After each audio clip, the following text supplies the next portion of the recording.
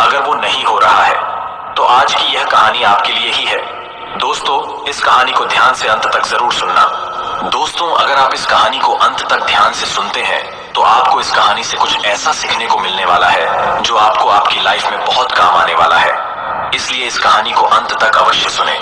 Life changing Gautam Buddha की कहानी। दोस्तों, आज आपके पास जो कुछ भी है वो इसीलिए नहीं है कि आपकी किस्मत में इतना ही लिखा था या फिर आपकी किस्मत ही खराब है, बल्कि वो इसीलिए है क्योंकि आप इतना ही डिजर्व करते हैं। दोस्तों, ये प्रकृति बड़ी ही न्यायप्रिय है। ये उसे उतना ही देती है जितने का वह हकदार होता है। चाहे वो ज्ञान हो या धन, अभी आपके पास उतना ही है जितने की आप हकदार है। लेकिन अगर आपको इससे भी ज्यादा चाहिए तो आपको उसके काबिल बनना होगा। दोस्तों, ऐसा कौन सा गुण है जो आपको काबिल बनाता है? क्या आप उस गुण के बारे में जानना चाहते हैं? अगर आप जानना चाहते हैं तो आप गौतम बुद्ध के जीवन की इस कहानी को अंत तक ध्यान से जरूर से सुने। दोस्तों, इस कहानी को सिर्फ समझिएगा मत, बल्कि इस कहानी को अपने भीतर उतर जाने दीजिए। तो बिना समय को गंवाए चलिए कहानी की शुरुआत करते हैं। गौतम बुद्ध के जीवन की शिक्षाप्रद कहानी जो आपका जीवन बदल देगी। दोस्तों, एक बार गौतम बुद्ध को एक सभा में भाषण करना था और जब सभा का समय हुआ तब बुद्ध वहां आए और बिना कुछ बोले ही वहां से चले गए। तकरीबन 100 से भी ज्यादा लोग बुद्ध का उस सभा में इंतजार कर रहे थे और बुद्ध के इस तरह के व्यवहार को देखकर सभी लोग बहुत चौंके, लेकिन किसी ने भी बुद्ध से कोई भी प्रश्न नहीं किया। दोस्तों, अगले दिन फिर से सभा का आयोजन हुआ और दूसरे दिन सभा में लोगों की संख्या तकरीबन घट गई। इस बार तकरीबन 80 लोग सभा में बैठे हुए थे। बुद्ध सभा में आए, लेकिन इस बार भी बुद्ध ने वही किया, यानी बुद्ध इस बार भी आए और बिना कुछ बोले ही वहां से चले गए। लोग दोबारा से चौंके, लेकिन किसी ने भी बुद्ध से कोई प्रश्न नहीं किया। अगले दिन सभा का आयोजन फिर से किया, लेकिन इस बार सभा में लोगों की संख्या और घट गई। इस बार सभा में केवल 50 लोग ही आए हुए थे। बुद्ध सभा में फिर से आए और उन्होंने इधर उधर देखा और बिना कुछ बोले ही सभा से चले गए। उसके बाद कुछ लोग क्रोधित भी हुए क्योंकि लोगों ने अपना काम छोड़ कर आए हुए थे, लेकिन किसी ने भी बुद्ध से कोई प्रश्न नहीं किया। अगले दिन फिर से सभा का आयोजन हुआ। दोस्तों, आप लोग जो इस कहानी को सुन रहे हैं, आप में से भी कुछ लोग मन ही मन ये कह रहे होंगे कि अरे कितनी बार सभा का आयोजन होगा, और आप लोगों को भी इस कहानी को सुनते वक्त इरिटेशन होना शुरू हुआ होगा।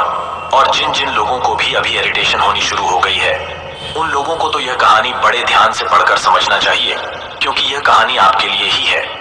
अगले दिन फिर से सभा का आयोजन हुआ, लेकिन इस बार सभा की संख्या और ज्यादा घट गई थी, यानी इस बार सभा में सिर्फ 30 लोग ही थे। फिर उसके बाद बुद्ध सभा में आए, मुस्कुराए और फिर से बुद्ध ने वही किया, यानी बिना कुछ बोले ही वहां से चले गए।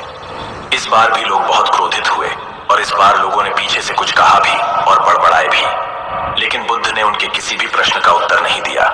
दोस्तों, अगले दिन फिर से सभा का आयोजन हुआ और इस बार लोगों की संख्या बहुत ज्यादा घट गई थी, यानी इस बार सभा में कुल मिलाकर 15 लोग ही आए हुए थे। इस बार भी बुद्ध सभा में आए, लेकिन इस बार बुद्ध अपना आसन ग्रहण कर लेते हैं। फिर बुद्ध बोले और बुद्ध ने उन 15 लोगों को उपदेश दिया और वे 15 लोग ही बुद्ध के भिक्षु बन गए और आगे चलकर उन 15 लोगों ने ही बुद्ध के ज्ञान को अलग अलग दिशाओं में फैला दिया। फिर एक दिन बुद्ध से किसी ने पूछा कि बुद्ध, आप कई दिनों तक बिना बोले ही सभा से क्यों चले जाते थे? फिर बुद्ध कहते हैं कि मैं उन लोगों को खोज रहा था जो लायक थे, यानी कि पहले दिन 100 से भी ज्यादा लोग आए हुए थे, उसमें से ज्यादातर लोग सिर्फ आए हुए थे। उन्हें मेरे उपदेश से कोई भी मतलब नहीं था, वे बस आ गए थे। और उसमें से ज्यादातर लोग सिर्फ देखने और सुनने आए हुए थे कि सभा में क्या होता है। वे मेरे काम के लोग नहीं थे, क्योंकि वे लोग मेरे ज्ञान को औरों तक नहीं पहुंचा सकते थे। मुझे तो उन लोगों की खोज थी जो मेरे ज्ञान को जन जन तक पहुंचा सके। कई दिनों तक सभा से बिना बोले ही मैं इसीलिए चला गया क्योंकि मैं यह देखना चाहता था कि वे कौन लोग हैं जिनके भीतर वास्तव में प्यास है। जिन लोगों के भीतर में वास्तव में प्यास थी, वे लोग अंत तक जरूर रुके, और जो लोग बस ऐसे ही आ गए थे, वे लोग पहले या दूसरे दिन ही चले गए। जिनके भीतर धैर्य था, उन्हें मुक्ति का मार्ग भी मिला, और जो लोग जल्दबाजी में थे, वे लोग अब घर में बैठे हुए हैं। सवाल यह नहीं है कि मैं तुम्हें क्या दे सकता हूँ, बल्कि सवाल यह है कि तुम क्या ले सकते हो। तुम्हारा पात्र कितना बड़ा है और कितने के तुम हकदार हो। जितने के तुम हकदार हो, उससे ज्यादा तुम्हें नहीं मिलेगा। फिर वह व्यक्ति बुद्ध से पूछता है कि बुद्ध लायक कैसे बने।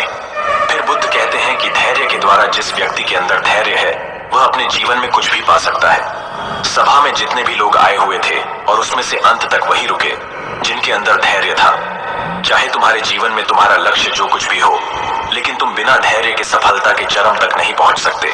फिर वह व्यक्ति बुद्ध से पूछता है कि कोई व्यक्ति अपने भीतर के धैर्य को कैसे बढ़ाए। बुद्ध कहते हैं कि निरंतर अभ्यास के द्वारा हम अपने भीतर के धैर्य को बढ़ा सकते हैं। जैसे कोई व्यक्ति जब ध्यान करना शुरू कर देता है तो उसका मन उसके सामने कई सारे अड़चने लाता है, लेकिन उसका धैर्य उसे एक दिन उसके लक्ष्य तक जरूर पहुंचा देता है। फिर वह व्यक्ति बुद्ध से कहता है कि मैं समझ गया, बुद्ध में समझ गया, यानी मुझे धैर्य के साथ निरंतर अभ्यास करने की आवश्यकता है। दोस्तों, अब आपको समझ आ गया कि आपके पास वो क्यों नहीं है जो आप पाना चाहते हैं, क्योंकि आप उसके लायक नहीं है। आप लायक तभी बनेंगे जब आप अपने भीतर धैर्य को बढ़ाएंगे। और धैर्य कैसे बढ़ेगा? धैर्य बढ़ेगा निरंतर अभ्यास के द्वारा। और अभ्यास कौन करेगा? अभ्यास करेंगे आप, तो फिर करते क्यों नहीं? दोस्तों, खुद से ईमानदारी के साथ एक प्रश्न जरूर पूछिए कि जो आप भविष्य में बनना चाहते हैं उसके लिए क्या आप धैर्य के साथ कर्म कर रहे हैं? दोस्तों, अगर उसका उत्तर नहीं है तो अपनी असफलता के लिए जिम्मेदार आप खुद होंगे। दोस्तों, आज की यह गौतम बुद्ध की शिक्षाप्रद कहानी आपको पसंद आई होंगी तो नीचे कमेंट बॉक्स में यस जरूर लिखें और उसके साथ ही इस कहानी को अपने दोस्तों के साथ शेयर करना